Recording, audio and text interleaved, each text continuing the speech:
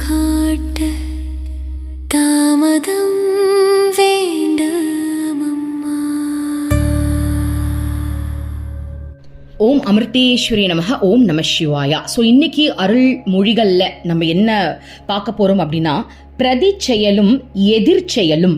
இது ஒரு மிகப்பெரிய கான்செப்டாக இருக்குது. 100% இதை நம்ம நல்லா புரிஞ்சிக்கணும். இதை நம்ம புரிஞ்சுக்கிட்டோம் அப்படின்னா நம்ம வாழ்க்கையில் அடுத்த நிலைக்கு உயர்றதுக்கு இது ஒரு வாய்ப்பாக அமையும். ஏன் சொல்கிறோம் அப்படின்னா, அருள்மொழிகள் நம்ம படிக்கும்போது நம்ம எங்கே தப்பு பண்ணுறோன்ற ஒரு விஷயத்த அம்மா நம்மளுக்கு சுட்டி காட்டுறாங்க. நமக்கு தெரியாமையே ஆக்சுவலி நம்ம அதை பண்ணிட்டு இருக்கோம். நம்ம தப்பு பண்றோம்னு தெரியாமையே பண்ணிட்டு இருக்கோம். ஸோ அம்மா அதை வெளிச்சம் போட்டு காட்டுறாங்க. இந்த உணர்வு தப்பு, இந்த இடத்துல நீ பண்ற ரியாக்ஷன் தப்புன்னு அம்மா நம்மளுக்கு சுட்டி காட்டும் போது தான், ஓ இது தப்பா அப்படின்னு நம்ம ரியலைஸ் பண்ணி அதை தடுக்க முடியும். ஸோ அந்த வகையில நம்ம இன்னைக்கு எதை பத்தி பார்க்க போறோம் அப்படின்னா, நேத்து ஒரு பையன் அம்மாவை தரிசனம் பண்றதுக்காக வந்தப்போ பொய் சொன்னான் இல்லையா, அவன் நாத்திகவாதி. அம்மா ஒரு இளம் பெண்ணுக்கு எப்படி ஒரு சக்தி இருக்கும், எல்லாம் சும்மா அப்படின்னு சொல்லிட்டு அவன் கழுத்து வலிக்குதுன்னு பொய் சொன்னான். அப்போ அம்மா அதுக்கு ஏதாவது ரியாக்ட் பண்ணுவாங்க. நம்ம எல்லார்கிட்டையும் அம்மா பொய்ன்னு தெரிஞ்சுக்கோங்க, என் கழுத்து வலியை பத்தி அம்மா கண்டுபிடிக்கவே இல்லைன்னு சொல்லலாம்னு அவன் கனவு கண்டுட்டு இருந்தான். ஆனா அம்மா பொய் சொல்லாத, நீ சொல்றது பொய்ன்றத கண்டுபிடிச்சிட்டாங்க இல்லையா. அப்போ கண்டுபிடிச்சதுக்கு அப்புறம் அவனுக்கு சில அட்வைஸ் பண்ணும்போது கூட இருக்கிறவங்க என்ன பண்ணாங்க அப்படின்னா, அவனை குத்தம் சொல்ல ஆரம்பிச்சிட்டாங்க, கோவப்பட ஆரம்பிச்சிட்டாங்க. அப்ப அம்மா உடனே சொன்னாங்க, நிறுத்துங்க, நீங்க யாரும் அவன் மேல கோவப்படக்கூடாது. அதோடைய ரீசன் என்ன, ஏன் கோவப்படக்கூடாது அப்படின்றதான் இன்னைக்கு நம்ம டீட்டெயில்டா பார்க்க போறோம். இப்ப ஜென்ரலா பார்ப்போம். யோசிச்சு பாருங்க. இப்போ நம்ம நேத்தே இதை பத்தி சொன்னோம். அந்த பையன் தப்பு பண்ணிட்டான், அவன் ரியலைஸ் பண்ணிட்டான். ஓகே, இன்னும் அவங்க ரியலைஸ் பண்றதுக்கு நேரம் இருக்கு, அது அம்மா பாத்துக்க போறாங்க. நம்ம அந்த பையன் மேல கோவப்படுறோம் அப்படின்னா திருந்துறவன் கூட திருந்தாம போயிடுவான். நான் கோவப்படுறதுனால அந்த இடத்துல அவன் திருந்தணுன்ற எண்ணம் எனக்கு இல்லாம என்னுடைய கோபத்தால ஒருத்தவங்க வளர்ச்சிக்கு தடையா நான் இருக்கேன் அப்படின்னா அது என் மேலேயும் மிஸ்டேக். சோ இதுல நிறைய விஷயம் இருக்கு சூட்சமமா. அதை தான் அம்மா இன்னைக்கு நம்மளுக்கு சொல்லி தர போறாங்க. ஓகே, சோ இது நம்ம எல்லாருக்கும் தேவையான ஒரு விஷயம். நம்ம வீட்டில் கூட இந்த மாதிரி ஒருத்தவங்க பேசும்போது நம்ம பண்ற ரியாக்ஷன்லாம் எப்படி கொடுக்கணுன்றது அம்மா நம்மளுக்கு இப்ப சொல்லி தர போறாங்க. கவனிக்கலாம். பிரதி செயலும் எதிர்ச்செயலும். Response as opposed to reaction.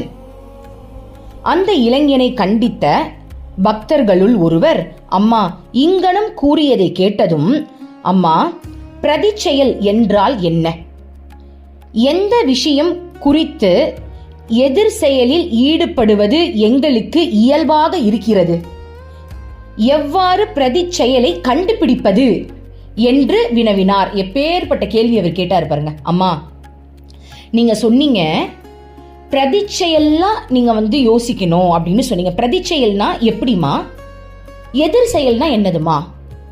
பிரதி செயலா நான் திங்க் பண்ணணும் அப்படின்னா நான் எதை வச்சு அதை திங்க் பண்ணணும்? நான் எதெல்லாம் எதிர் செயலா பண்றேன் எனக்கே அது தெரியலமா.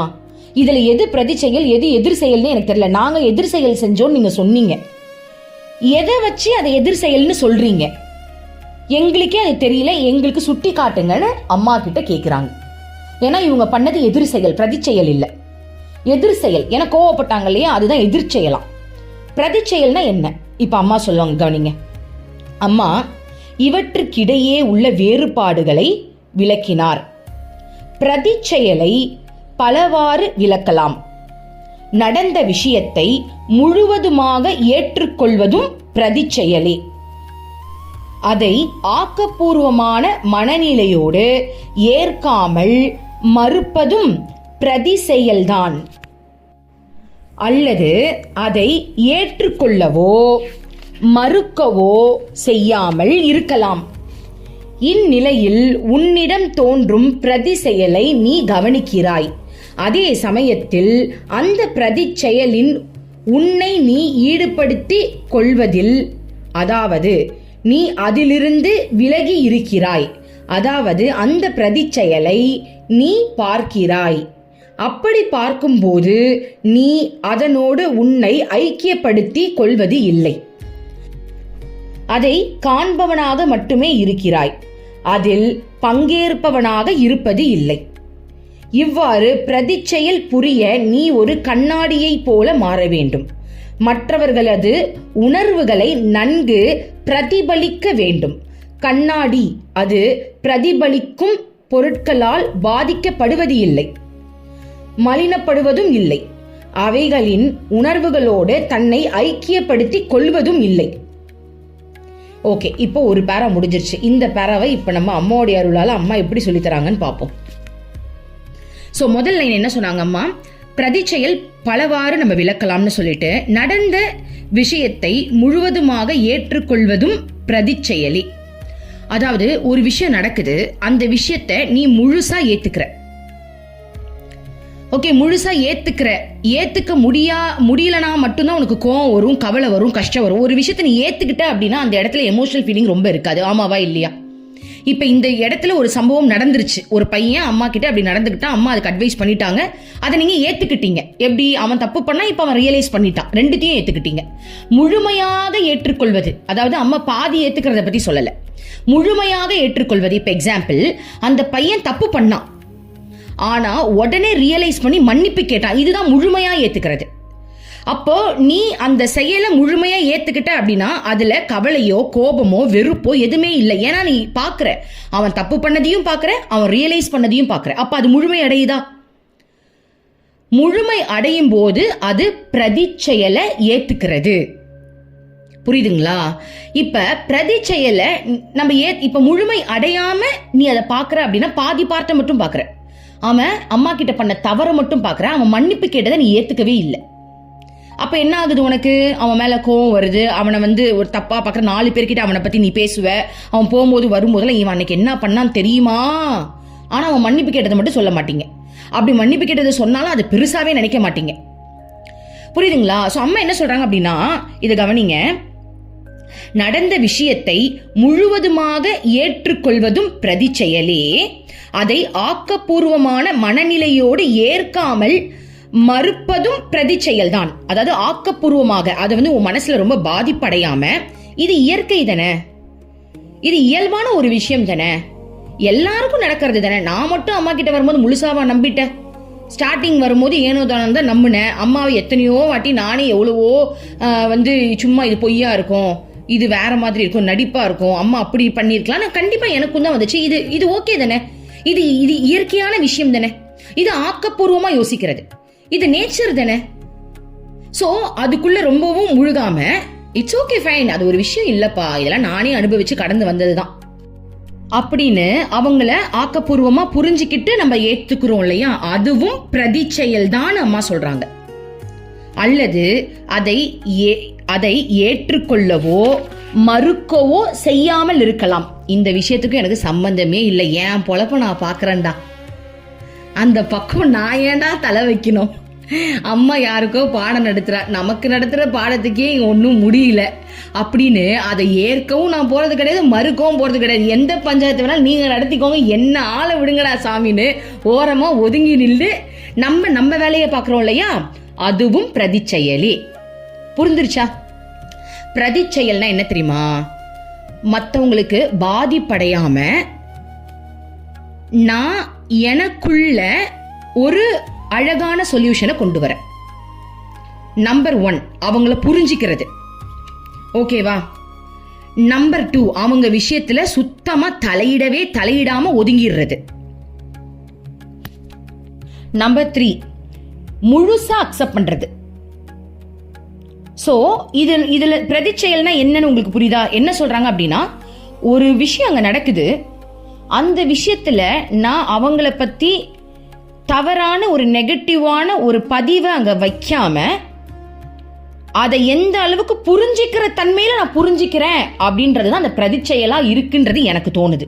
இப்ப நம்ம படிச்ச வரைக்கும் புரியுதுங்களா? முடிஞ்ச அளவுக்கு புரிஞ்சிக்கணும், ஒன்னு அக்செப்ட் பண்ணணும், இன்னொன்னு இது எல்லாருக்கும் வரதுதான்ற மாதிரி புரிஞ்சுக்கணும்.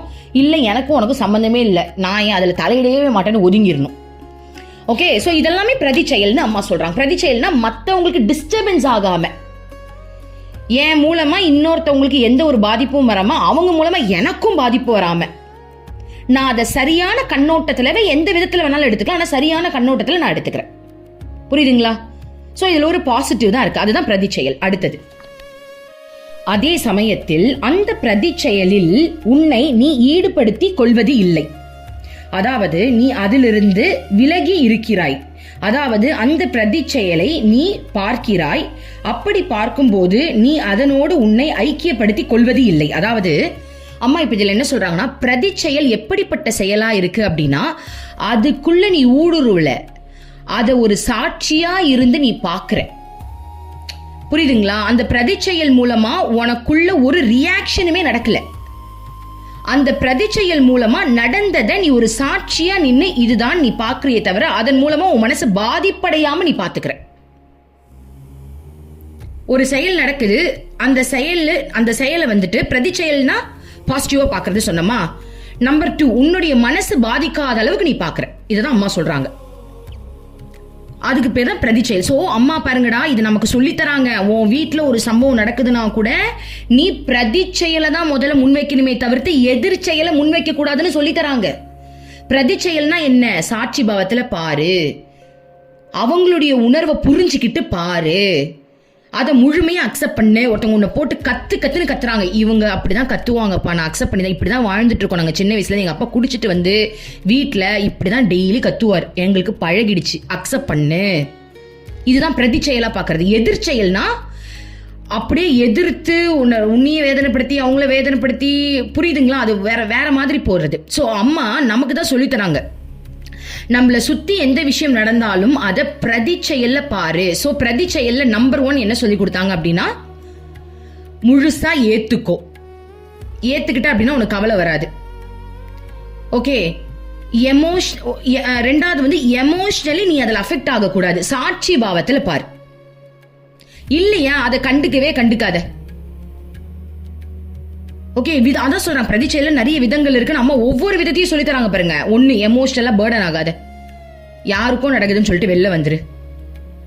இன்னொன்னு, ஏத்துக்கோ, என் வீடு இப்படிதான், என் குடும்பம் இப்படிதான், நான் இப்படிதான் இருக்கேன், இப்படிதான் வாழ போறேன், ஏத்துக்கோ. ஓகே. நம்பர் 3, அதாவது நான் நம்பர் 1 நம்பர் 2 மாத்தி சொல்றேன், இருந்தாலும் புரிஞ்சுக்கோங்க. என்ன? சாட்சி பாவத்துல பாரு. இன்னொன்னு, சரணாகதியில பாரு. கரெக்ட் தானே? இதெல்லாமே பிரதி செயல். ஓகே, அடுத்தது. சோ இப்படிலாம் நீ பார்த்துட்ட அப்படின்னா நீ அதோட ஐக்கியமாகிறது கிடையாது. ஒரு கண்ணாடி மாதிரி நீ அதை பார்க்கிற, அதோட அதை விட்டுடுற.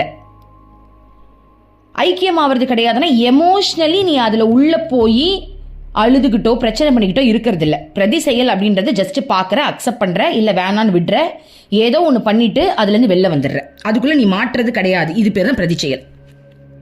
அம்மா இன்னும் எக்ஸ்பிளைன் பண்றாங்க பாருங்க.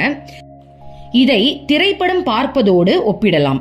நீ படத்தை பார்க்கிறாய், அதை அனுபவிக்கிறாய், அதை விரும்பி பார்க்கிறாய்.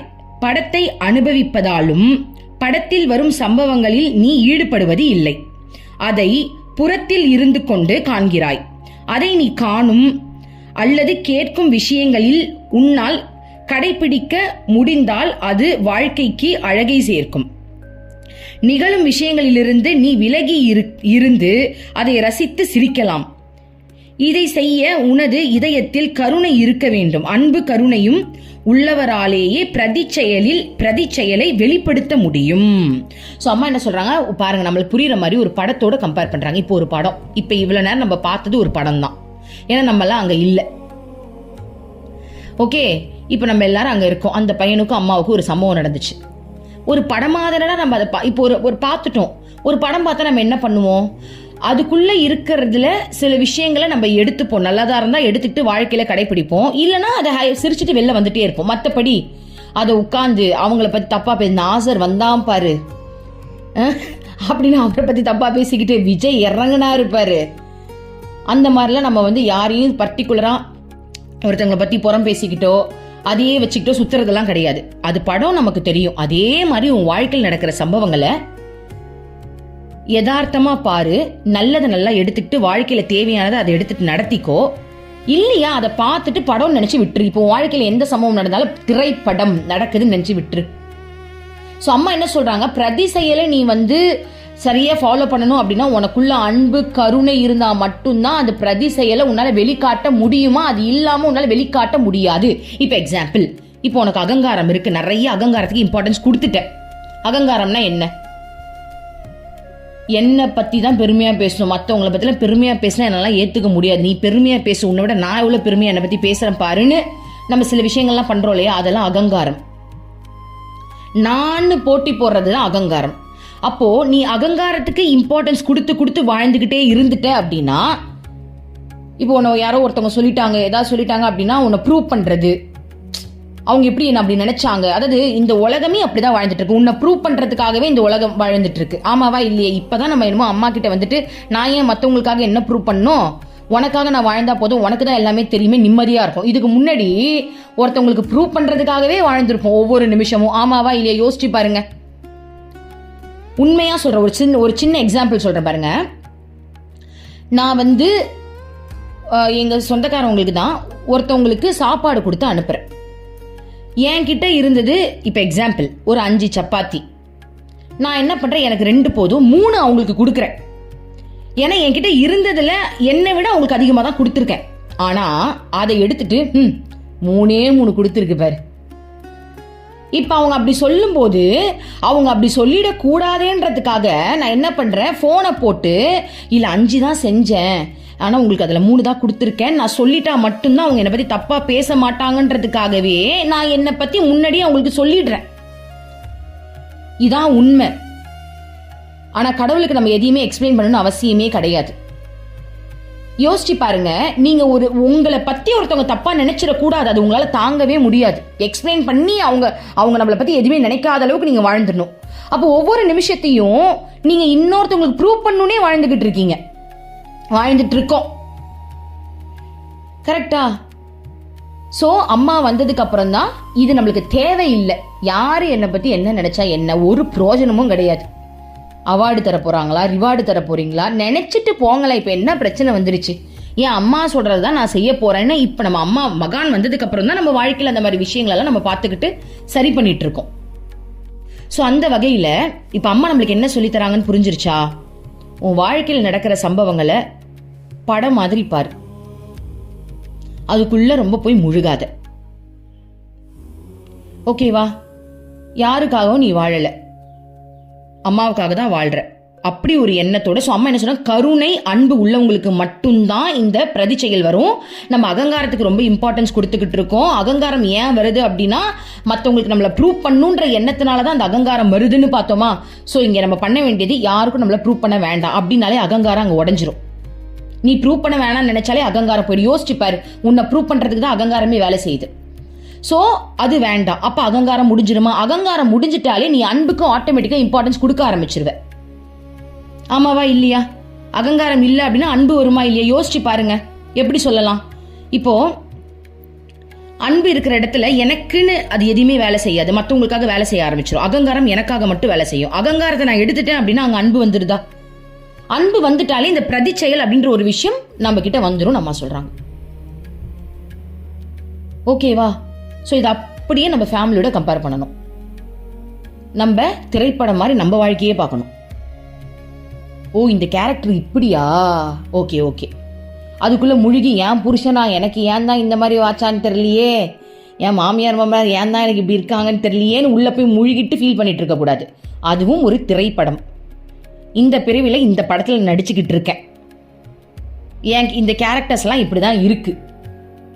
ஆனா அதை விட பெஸ்டான ஒரு கேரக்டர் நான் கடவுளையே பிடிச்சிட்டேன். இனிமேல் நான் எதுக்கு இந்த கேரக்டர்ஸை நினைச்சு கவலைப்படணும்னு சொல்லிட்டு அதை விட்டுட்டு ஜென்ரலா ஒரு சாட்சி பாவத்தில் நம்ம வாழ்க்கையை ஓட்டிட்டோம் அப்படின்னா நம்ம தப்பிச்சுக்கலாம்னு அம்மா சொல்றாங்க.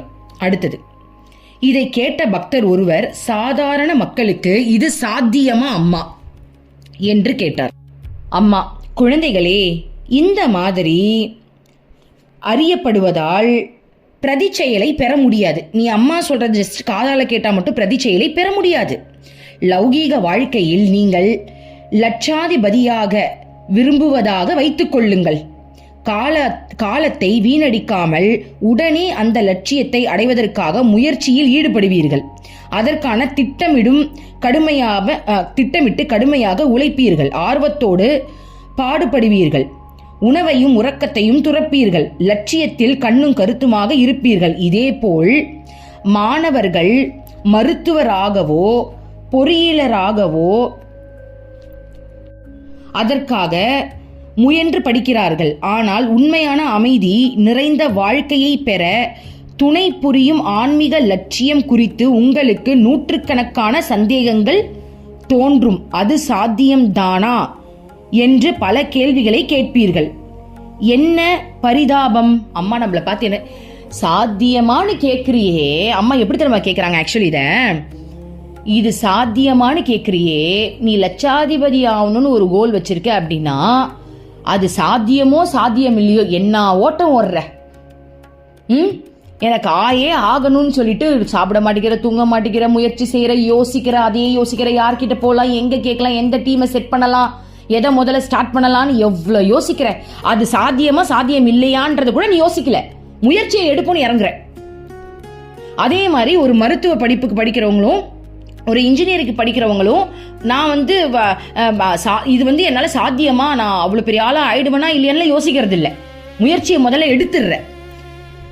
இதுக்கெல்லாம் முயற்சி எடுக்கிற நீங்க இத போய் சாத்தியமான்னு கேட்கிற என்ன பரிதாபம்! ஒரு ஆன்மீக வாழ்க்கையில ஒரு விஷயத்த அம்மா சொல்லிக்கிட்டு இருக்கேன், இந்த மாதிரி உன் எண்ணத்தை வச்சுக்கணும், இது சாத்தியம். உலக வாழ்க்கையில இருக்கிறவங்களுக்கு சாத்தியமா நீ கேட்கிற அப்படின்னா அப்ப இதுதான் உனக்கு இமயமலை மாதிரி தெரியுது, மற்றதெல்லாம் உனக்கு சாதாரணமா தெரியுது அப்படின்னு அம்மா நம்மளை பார்த்து கேட்கிறாங்க. ஆன்மீக லட்சியத்தை அடைய முயற்சியே செய்யாத காரணத்தால் அந்நெறியில் செல்வதற்கு முன்பாகவே நீங்கள் தோல்வி அடைகின்றீர்கள். நீ முயற்சியே பண்ணல, அதனாலதான் இவன் தோத்துட்டு இந்த கேள்வி கேட்கிற. முயற்சி பண்ணியிருந்தா இதை பத்தி ஏதாவது தெரிஞ்சிருந்தாவது இந்த கேள்வியை கூட நீங்க கேட்டிருக்க மாட்டீங்க. இது எங்களால முடியுமான்னு கேட்கறியா? அப்ப நீ முயற்சி பண்ணாததுனால தானே கேட்கிற. மத்த விஷயத்துக்கெல்லாம் நீ முயற்சி பண்ணிட்டு தான் அதை பத்தியே யோசிக்கிற. ஏன்னா அவ்வளோ ஆசை அது மேல. அப்ப ஆன்மீகத்துக்கு மேல உனக்கு ஆசை இல்லை. யோசிச்சு பாருங்களேன், ஒரு மாசம் உனக்கு ஒரு டார்கெட், இந்த டார்கெட்டை முடிச்சிட்ட அப்படின்னா உனக்கு 10 லட்சம் காசு தரேன் அப்படின்ட்டாங்கன்னா முடியுமா முடியாதுன்னு யோசிக்கிறதே இல்லை. அந்த ஒரு மாசத்துல என்னென்ன பிளான் போட முடியுமோ பண்றது. ஏன் ஆசை? ஆனா ஆன்மீகத்துக்கு மேல ஆசை இருக்கா? ஆன்மீகத்துக்கு மேல ஆசை இருந்துருச்சு அப்படின்னா நீங்களும் எதையுமே யோசிக்கவே மாட்டீங்க, புடிச்சிட்டு போயிட்டே இருப்பீங்க. சோ அம்மா சொல்றாங்க, அதுக்கான முயற்சி கூட எடுக்காததுனாலதான் நீ முன்னாடியே தோத்துட்டேன்றாங்க. இந்த கேள்வியிலே நீ தோத்து போயிட்டேன்றாங்க. முடியுமான்னு கேக்குறியே, உன் வாழ்க்கையில நீ எவ்வளவு விஷயத்த முயற்சி பண்ணிருக்க, ஒன்னும் பிரோஜனம் இல்லாத விஷயத்துக்கெல்லாம் முயற்சி பண்ணி முடியாத ஒரு விஷயத்த கூட முடியுன்ற அளவுக்கு முட்டி போட்டுட்டு கிடக்குற. ஆமாவா இல்லையா? முன்னாடிலாம் இந்த லா ஆஃப் அட்ராக்ஷன் ஒரு விஷயத்த வச்சுட்டு, லா ஆஃப் அட்ராக்ஷன் இருக்கு, நான் எப்படியாவது ஜெயிச்சு காட்டுவேன் எத்தனையோ பேர் நான் பார்த்திருக்கேன். லா ஆஃப் அட்ராக்ஷன் வச்சு இந்த வாழ்க்கையை திருப்பி போட்டுருவேன், புரட்டி போட்டுருவேன். ஏன்னா நான் அதுல இருந்து வந்தவ தானே, அவ்வளோ முயற்சி எடுத்திருக்கோம்.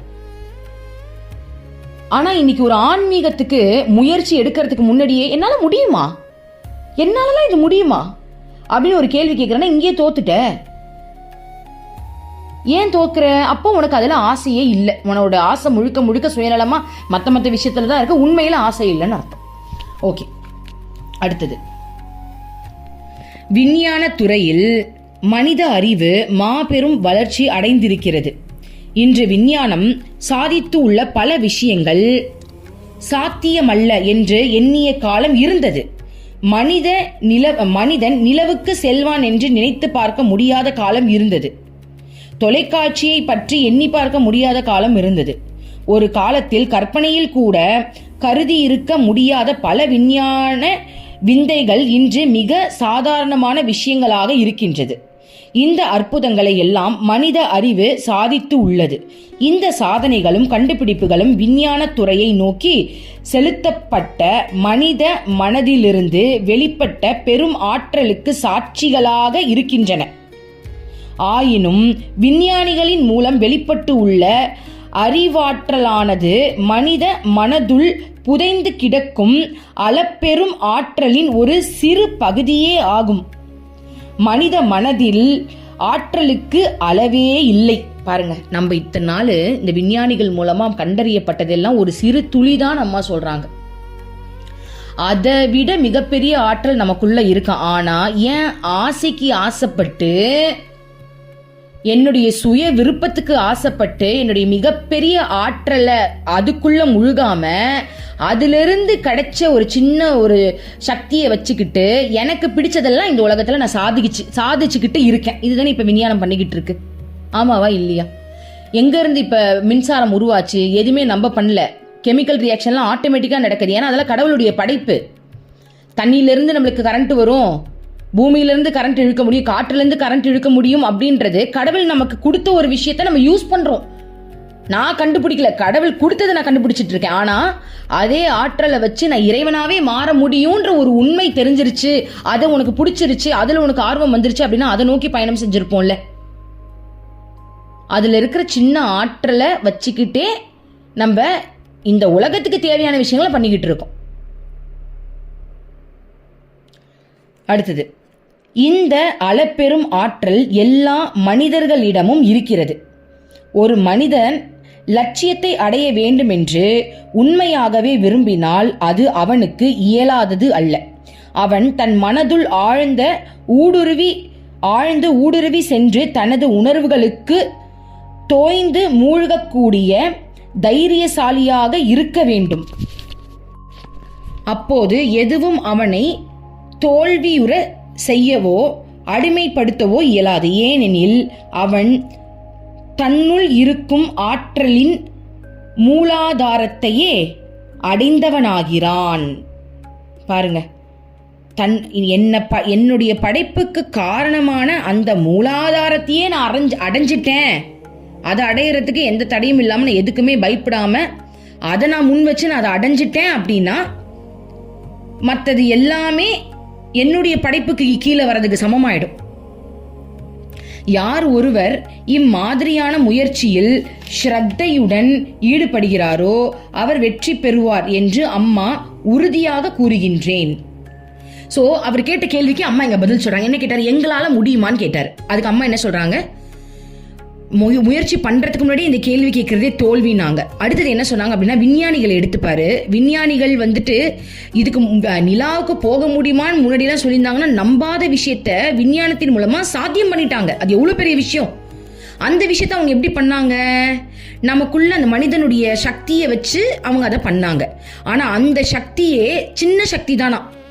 அப்ப எப்பேற்பட்ட சக்தி உனக்கு இருக்கு, அதுக்குள்ள நீ ஊடுருவணும்னு நினைச்சா போதும். உறுதியோட நான் ஊடுருவணும்னு நீ நினைச்சிட்ட அப்படின்னா உன்னுடைய மூலாதாரம், உன்னுடைய படைப்பின் மூல சக்தியை நீ அடைஞ்சிட்ட அப்படின்னா நீ தான் கடவுள். சோ அது முடியும்ன்றாங்க. அம்மா என்ன சொல்றாங்க? முடியும்ன்றதான் இப்படி சுத்தி வளைச்சு சொல்றாங்க. நீ ஏன் அந்த கேள்வியை கேட்ட? என்னால முடியுமா? ஏன்னா நிறைய பேர் அதை கேட்கறாங்க. நம்மளே எடுத்துப்போம்.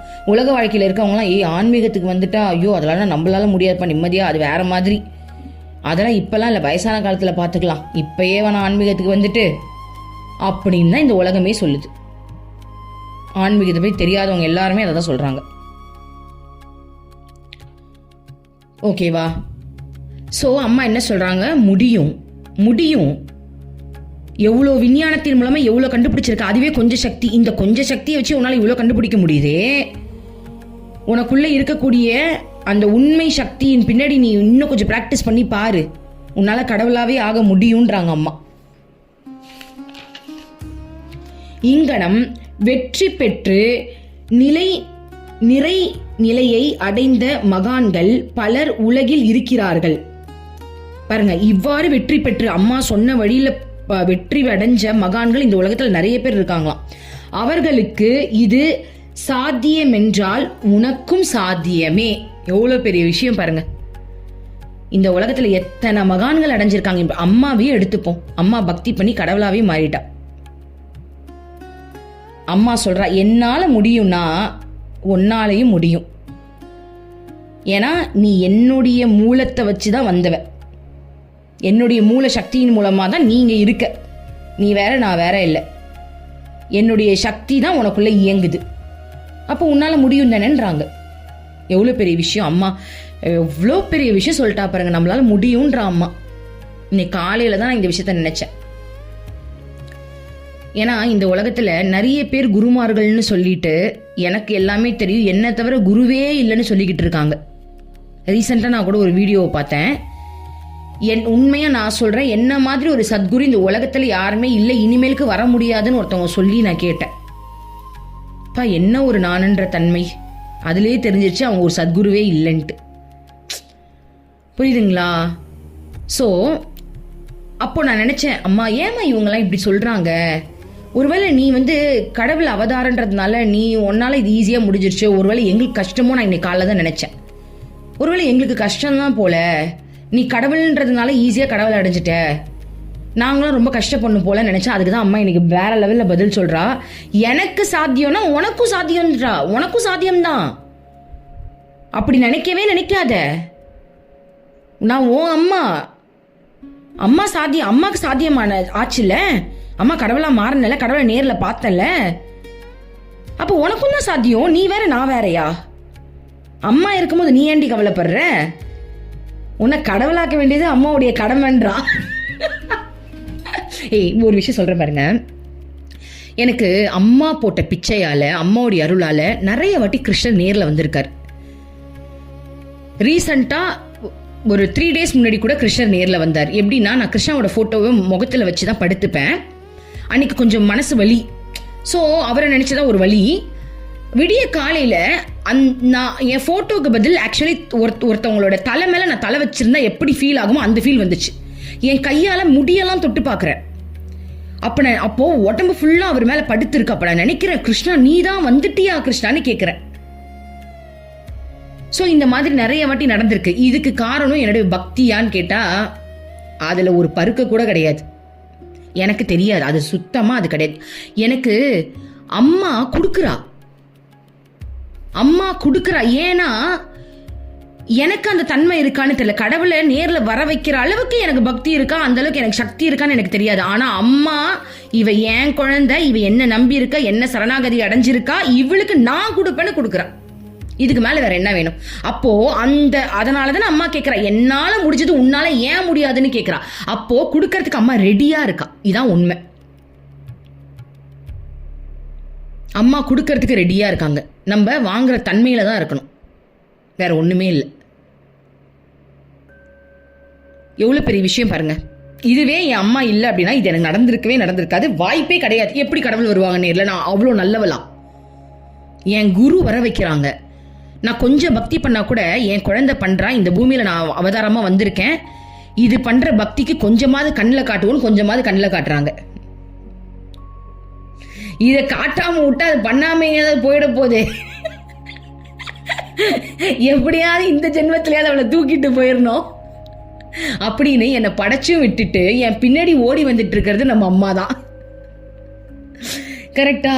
ஸோ நம்மளால முடியாத விஷயத்த கூட அம்மா நம்மளுக்கு பண்றாங்கடா. ஒரு கடவுளை பார்க்கறதுல சும்மா சாதாரண விஷயம் கிடையாது, ஒரு கடவுளோட பேசி பழகிறதுல சாதாரண விஷயம் கிடையாது.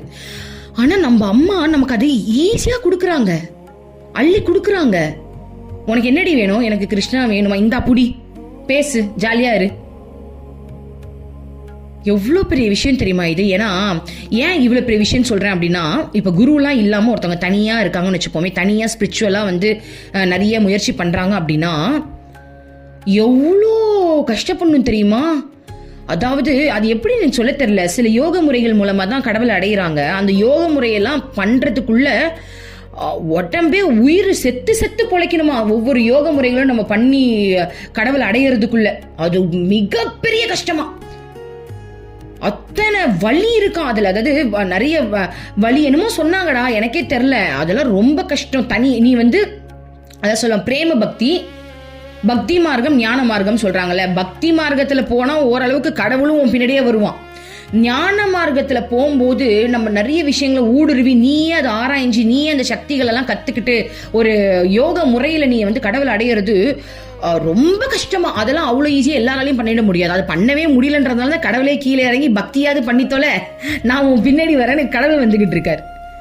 சோ அப்ப அந்த விதத்துல பாருங்க, அப்பேற்பட்ட நிலையில ஞான மார்க்கத்துல இருந்து யோக முறைகளை கத்துக்கிட்டு முயற்சி பண்றவங்களுக்கே கடவுள் காட்சி உடனே கொடுத்துருவாரா அப்படின்னு கேட்டா கொடுப்பாரு, இல்லைன்னா கிடையாது. ஆனா அம்மா என்ன பண்றாங்க, சத்குரு என்ன பண்றாங்க, இதுக்கு கண்டிப்பா அது இப்போதைக்கு வராது, நம்மளே கொடுத்துருவோம்.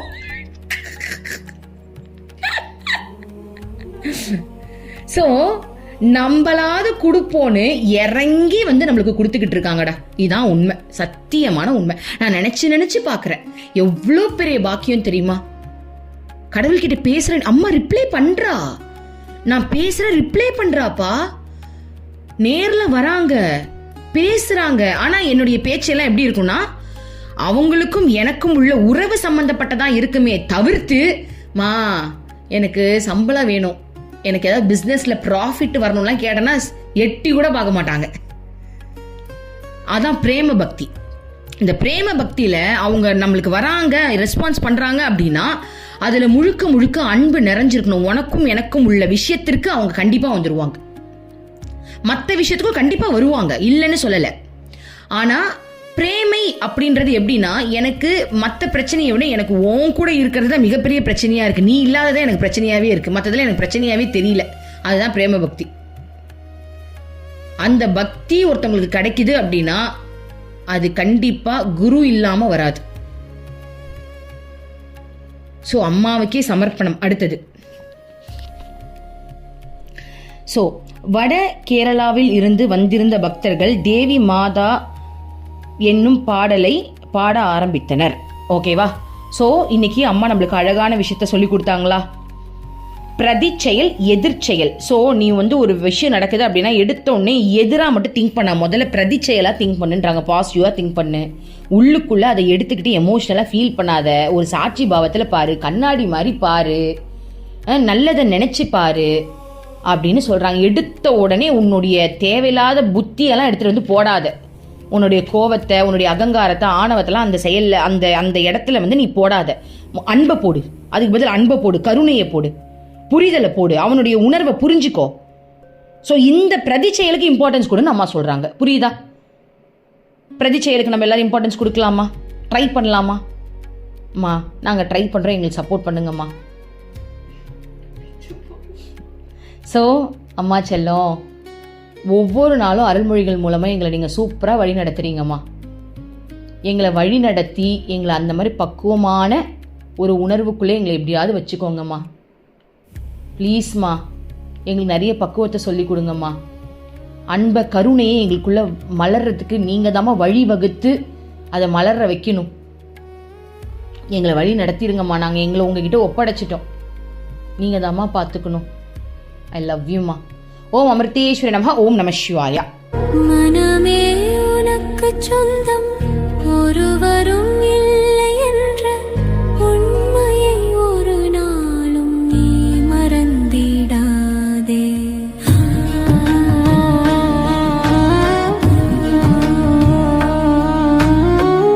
அர்த்தமற்ற கர்மங்களை செய்து கொண்டே சம்சாரத்தில் பயனின்றி நீயும் வீணாய் அலைகின்றாயே. காயமது மாயமதனை சவம் என்று உணர்ந்து கொண்டு சத்தியத்தை அறிந்திட நாம் வழி தேடுவோம். நிலையில்லா உலகினை நிஜமென்று எண்ணிடாதே, மெய்ப்பொருளாம் அந்த சக்தி என்றும் ஒன்றுதான்.